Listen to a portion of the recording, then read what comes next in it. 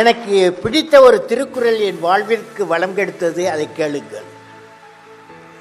அறிவு அற்றங்காக்கும் கருவி, செருவாருக்கும் உள்ளளிக்கல் ஆகா அரண். அதாவது அறிவு என்பது அழிவு வராமல் காக்கும் கருவியாகும். மேலும் பகைவராலும் அழிக்க முடியாத உள்ளரணும் கோட்டையாகும். எத்தகைய சூழ்நிலையிலும் அரண் போல், அதாவது கோட்டை போல் நின்று நம்மை காக்கும் என்பதாகும் அறிவு. எனவே அறிவாற்றலை வளர்த்து கொண்டால் நம் வாழ்வு வளமாகும். அதன் மூலம் நாமும் வீடும் வளம் பெறும், நம் வாழும் நாடும் வளம் பெறும், வாழும் நாடும் வளம் பெறும்.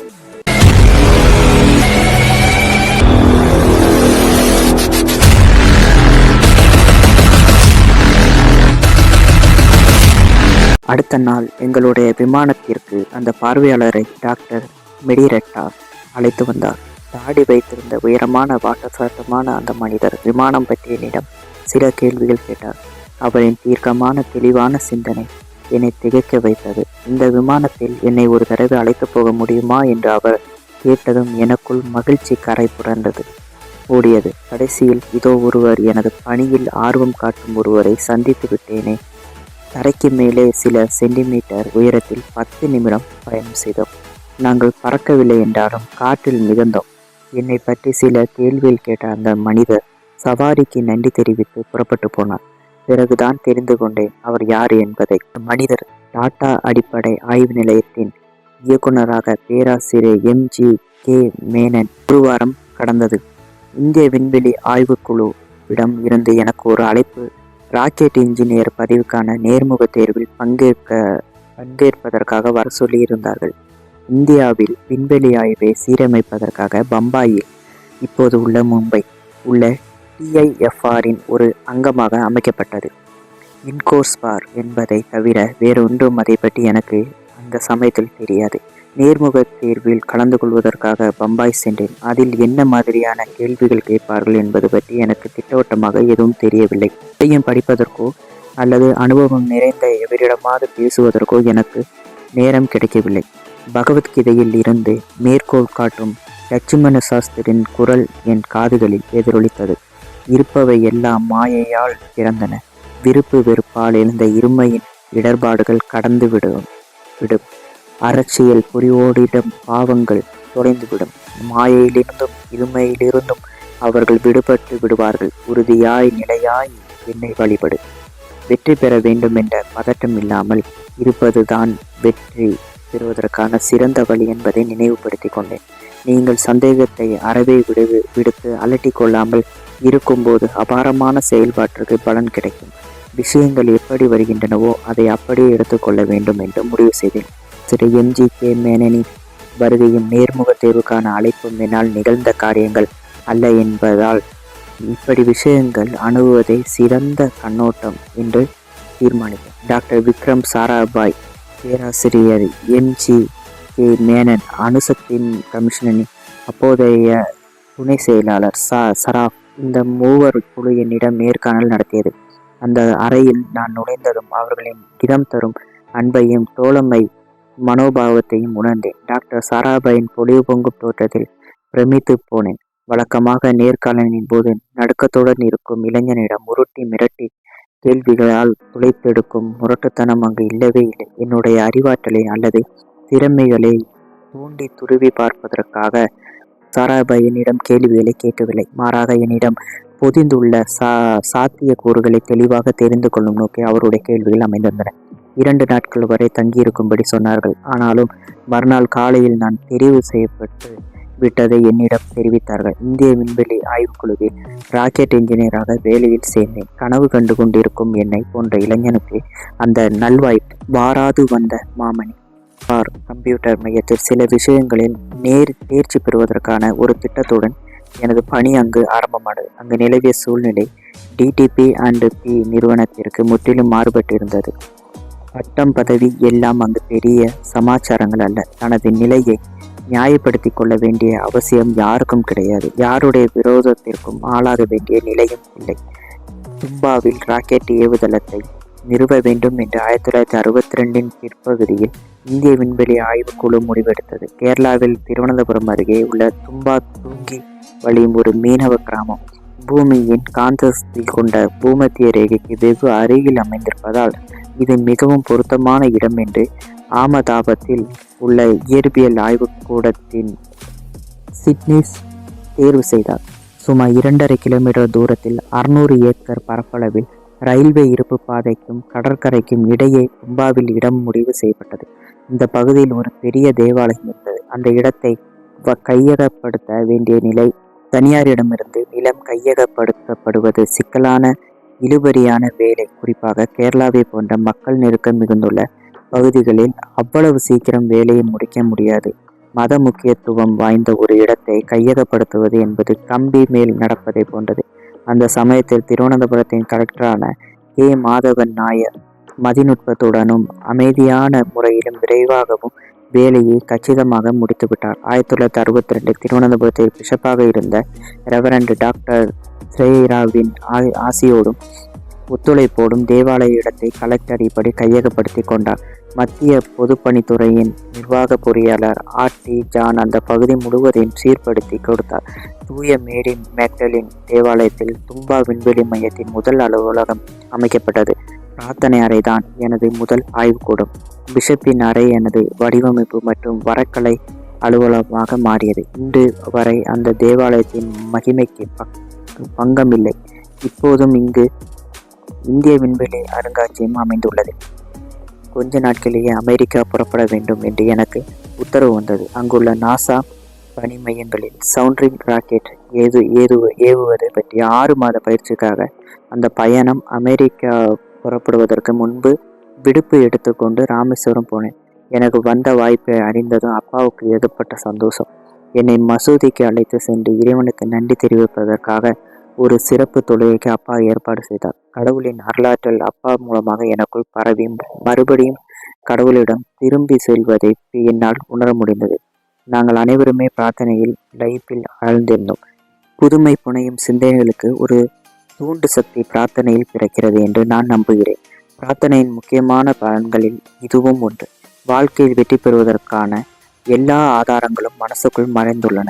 உணர்வு நிலையில் உறைந்து கிடக்கும் சிந்தனைகள் வெளிக்கிளர்ந்து செழிந்தோங்கி நிஜமாவதற்கான வாய்ப்பு கிடைத்தால் வெற்றி மீது வெற்றி வந்து சேரும். இறைவன் நம்மை படைத்தவன். நமது மனதிலும் ஆளுமை பணியிலும் அபார வலிமையையும் திறமையும் சேர்த்து வைத்து படைத்திருக்கிறான். இந்த ஆற்றல் கனவு அடையாளம் கண்டு கொண்டு வளப்படுத்தி கொள்வதற்கு கை கொடுக்கிறது. பிரார்த்தனை. அகமத் ஜலாலுதீனும் சும்சுவினும் என்னை வழி அனுப்புவதற்காக பம்பாய் விமான நிலையத்துக்கு வந்திருந்தார்கள். நியூயார்க் போன்ற மிக பெரிய நகரை முதலாக நான் எதிர்கொள்ளப் போவதை போலவே அவர்களும் பம்பாயை போன்ற பெரிய நகருக்கு வருவது இதுதான் முதல் தடவை. ஜலாலுதீனும் சும்சுதீனும் சுயசார்பு சிந்தனை கொண்டவர்கள். எதையும் ஆக்கப்பூர்வமாகவும் நல்லதே நடக்கும் என்ற நம்பிக்கையுடனும் அணுகும் பண்பாளர்கள். வெற்றியின் காந்த சக்தியை தங்களை ஆகர்ஷிக்கும் என்ற உறுதியுடன் தத்தம் வேலைகளில் ஈடுபடுவது இவர்களின் பாணி. இந்த இருவரிடமிருந்துதான் அடிப்படை ஆக்க சக்தி என் மனம் கிரகித்து கொண்டது.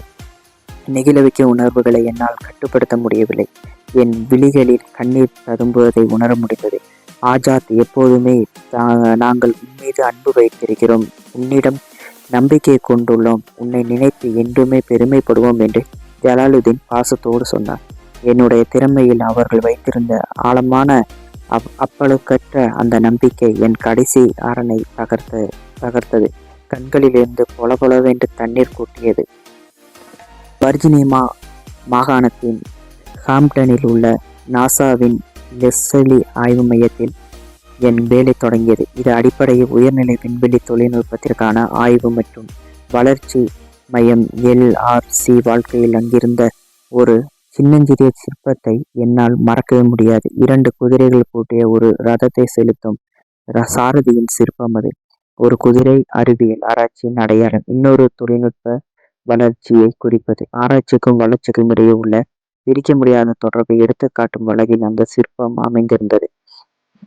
LRCயில் இருந்து மேரிலாந்தில் கிரீன்பெல்டில் உள்ள காடட் விண்கல ஆராய்ச்சி மையத்திற்கு சென்றேன். நாசாவிலிருந்து அனுப்பப்படும் பூமியை சுற்றி வந்து தகவல் அனுப்பக்கூடிய செயற்கைக்கோளை தயாரிப்பதுடன் அதன் செயல்பாட்டையும் இந்த மையம் கவனித்துக் கொள்கிறது. எனது பயணத்தின் இறுதி கட்டமாக வாலப்ஸ் பிளைட் ஃபெசிலிட்டி மையத்திற்கு சென்றேன். இந்த மையம் வர்ஜீனியா மாகாணத்தில் கிழக்கு கடற்கரை தீவான வாலப்ஸில் அமைந்துள்ளது. நாசாவின் சவுண்டிங் ராக்கெட் திட்டத்திற்கு இந்த மையம்தான் அடித்தளம். அங்கே வரவேற்பு கூடத்தில் ஒரு ஓவியம் பிரதானமாக காட்சியளித்தது.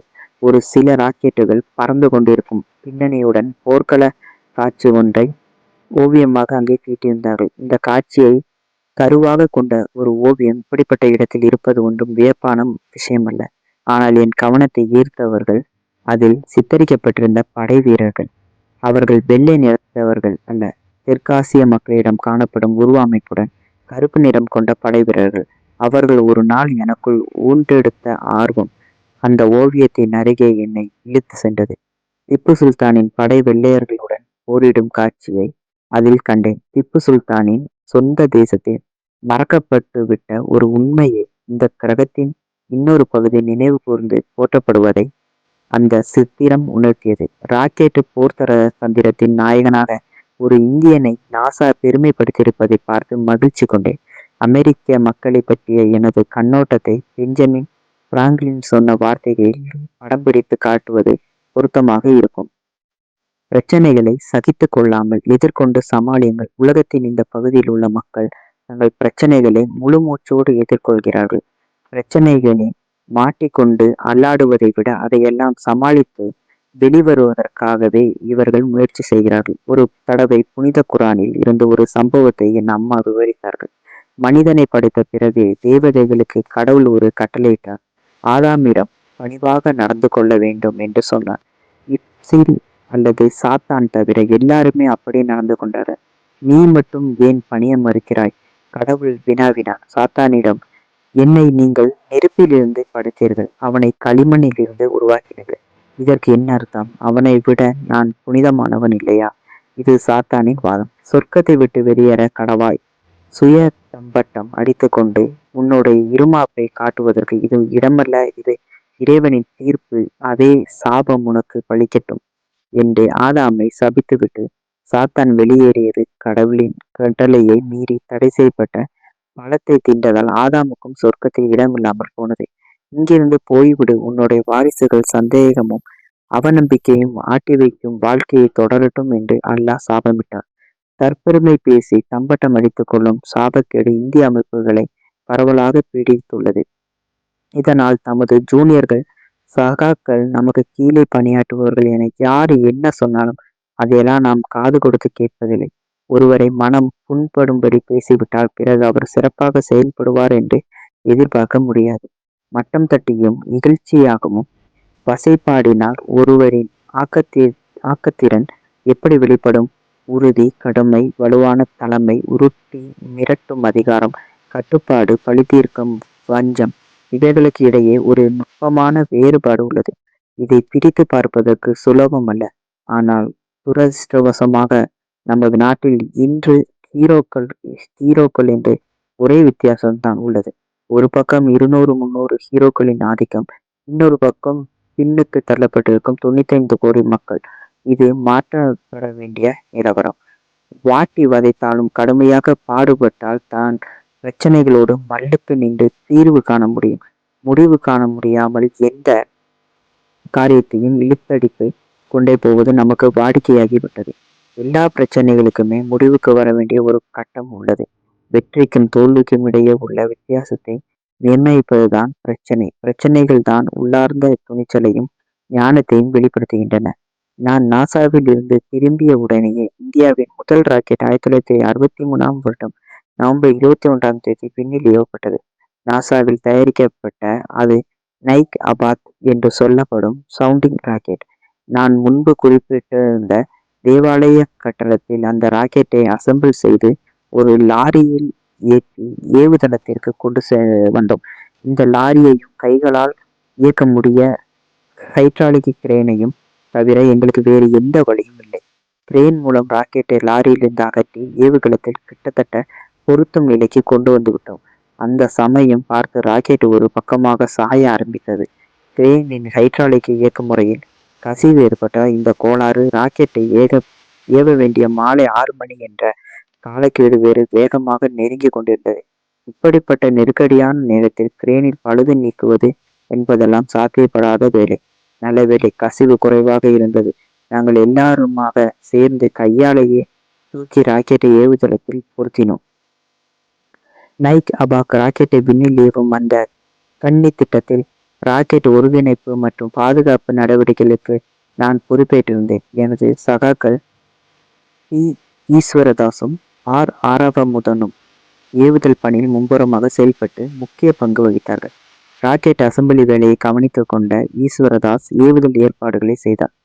ராடார் கண்காணிப்பு தரையிலிருந்து கிளம்பிய ராக்கெட் செயற்கைக்கோளின் திட்டமிட்ட சுற்றுப்பாட்டை அடையும் வரையில் அதன் பாதையை கண்காணிப்பது, தளக்கட்டுப்பாடு ஆகிய பணிகளுக்கு நாங்கள் டான் என்று அழைக்கும் ஆரவமுதன் பொறுப்பேற்று இருந்தார்.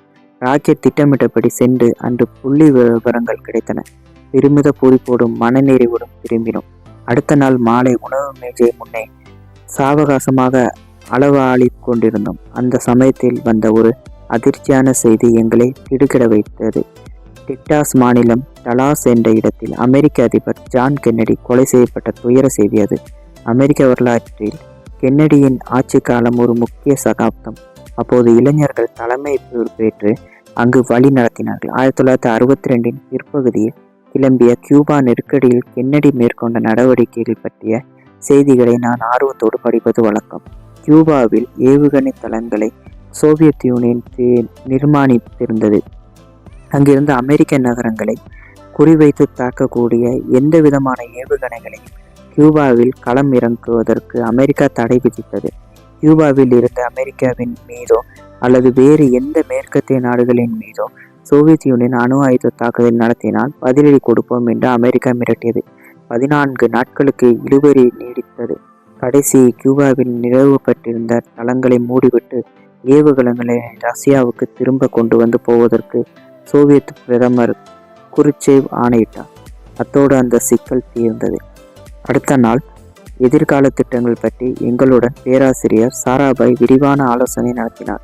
இந்திய அரசியல் மற்றும் தொழில்நுட்ப களத்தில் ஒரு புதிய எல்லையை வகுத்து தந்தார் அவர். 30களிலும் 40களின் ஆரம்பத்திலும் இருந்த விஞ்ஞானிகள், பொறியாளர்கள் நிரம்பிய ஒரு புதிய தலைமுறைக்கு முன் எப்போதும் காணப்படாத துடிதுடிப்பான செயல் வேகம் பற்றி கொண்டது. இன்ஸ்கோஸ்பர் எங்களுடைய பட்டங்களுக்கும் பயிற்சி திட்டங்களுக்கும் மிகப்பெரிய தகுதிகளாக கருதப்படவில்லை. எங்களது திறமைகளில் பேராசிரியர் சாராபாய் வைத்திருந்த நம்பிக்கைதான் மிகப்பெரிய தகுதி. நைக் அபாக் ராக்கெட் வெற்றிகரமாக ஏவப்பட்ட பிறகு இந்திய செயற்கைக்கோள் ஏவுகலம் பற்றிய தமது கனவை எங்களிடம் பகிர்ந்து கொண்டார். பேராசிரியர் சாராபாயின் நம்பிக்கை மனோபாவம் எல்லோரிடமும் பற்றி பரவும் சக்தி வாய்ந்தது.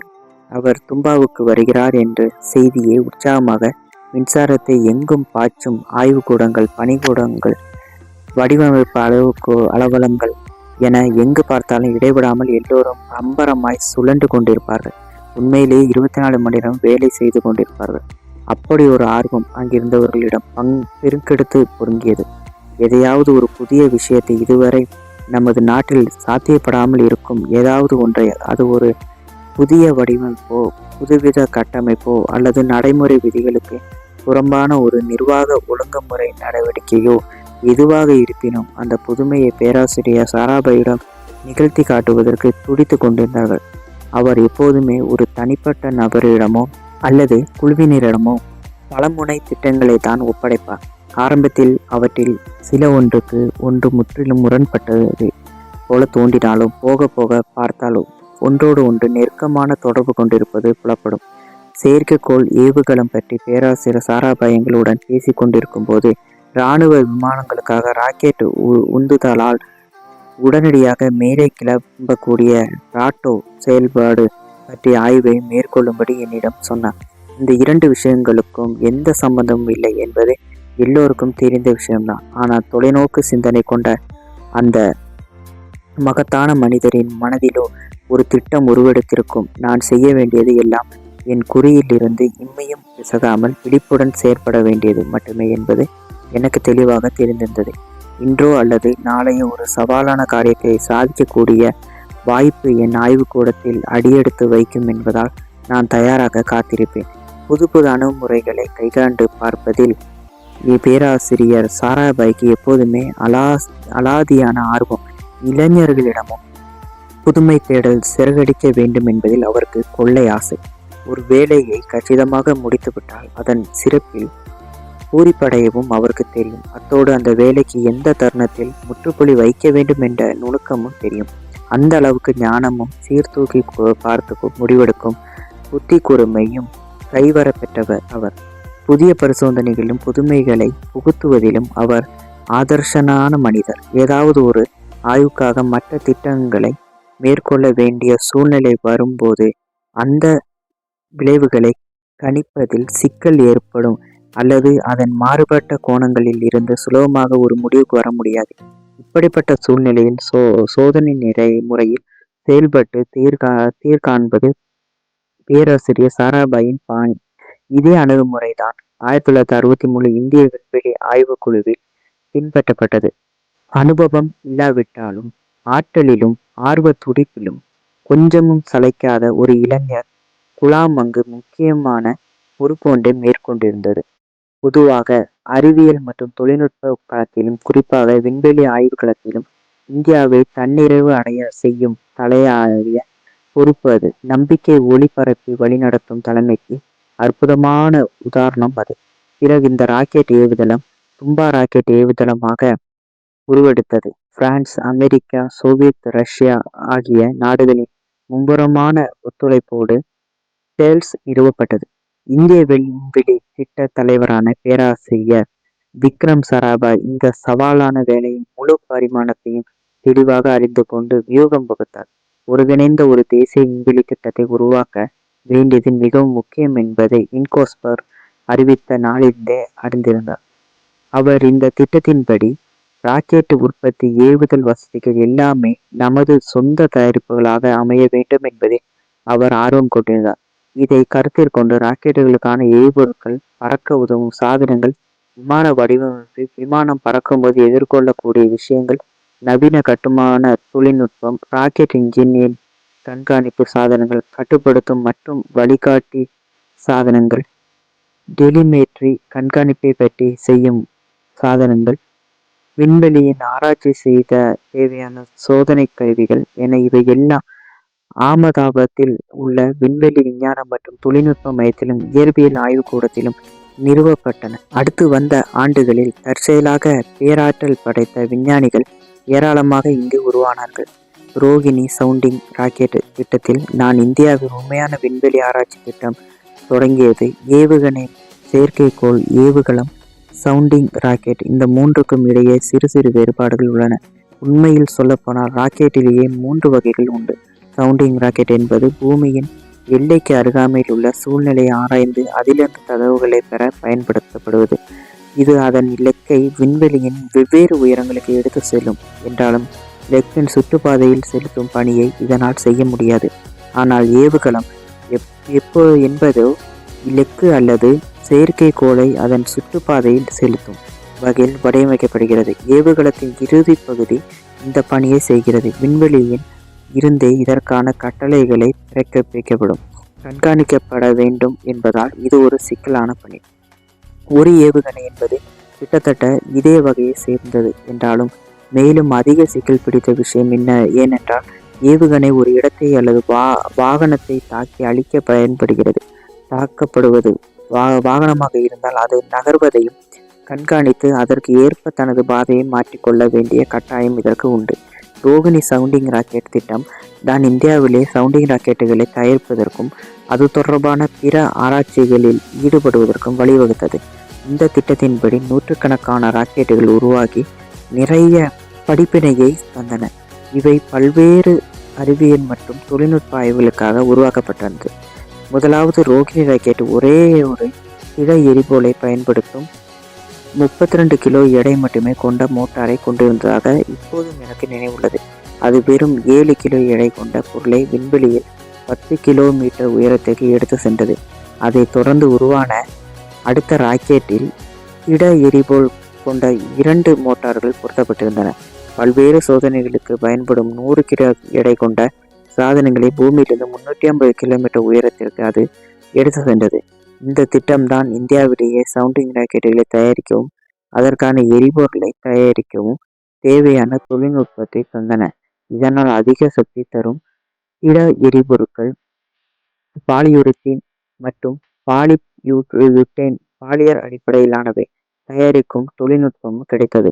இதன் தொடர் விளைவாக பின்னர் ராக்கெட் எரிபொருள் தயாரிக்க உதவும் நுட்பமான ரசாயனங்களை உற்பத்தி செய்யக்கூடிய ப்ரொப்பலைண்ட் ஃபியூல் காம்ப்ளெக்ஸ் மற்றும் ராக்கெட் ப்ரொப்பலைண்ட் பிளான்ட் என்ற தொழிற்சாலைகள் ஆரம்பிக்கப்பட்டன. 18ஆம் நூற்றாண்டில் திப்பு சுல்தான் கண்ட கனவுகள் 20ஆம் நூற்றாண்டு உருவான இந்திய ராக்கெட்டுகள் என்ற நனவாக மலர்ந்தது என்றே சொல்ல வேண்டும். 1799 துருக்கனாக்கலியில் நடைபெற்ற யுத்தத்தில் திப்பு சுல்தான் கொல்லப்பட்டதும் 700க்கும் மேற்பட்ட ராக்கெட்டுகளையும் 90 ராக்கெட்டுகளின் உதிரி பாகங்களையும் பிரிட்டிஷ் படை கைப்பற்றி சென்றது. திப்புவின் இராணுவத்தில் குஷேன்ஸ் என்ற சொல்லப்பட்ட 27 பிரிவுகள் இருந்தன. ஒவ்வொரு பிரிவிலும் ஜோரக்ஸ் என்று சொல்லப்பட்ட ராக்கெட் ஏவும் வீரர்கள் அடங்கிய அணியும் அடங்கியிருந்தது. இந்த ராக்கெட்டுகளை வில்லியம் காங்கிரேவ் இங்கிலாந்துக்கு கொண்டு சென்றார். இந்த ராக்கெட்டுகளை வைத்துக்கொண்டு அதன் அடிப்படை தொழில்நுட்பத்தை பின்னோக்கி பிரிட்டிஷ் வல்லுநர்கள் ஆராய்ந்து பார்த்தார்கள். அப்போது IPR சட்டம் அல்லது காப்புரிமை சட்டம் என்பதெல்லாம் நடைமுறையில் இல்லை. திப்பு சுல்தானின் மரணத்தோடு இந்திய ராக்கெட் தொழில்நுட்பம் குறைந்தது 150 வருடங்களாக மூச்சு பேச்சில்லாமல் முடங்கி போய் கிடந்தது. இன்னொரு பக்கம் வெளிநாடுகளில் ராக்கெட் தொழில்நுட்பம் வெகு வேகமாக வளர்ந்து கொண்டு இருந்தது.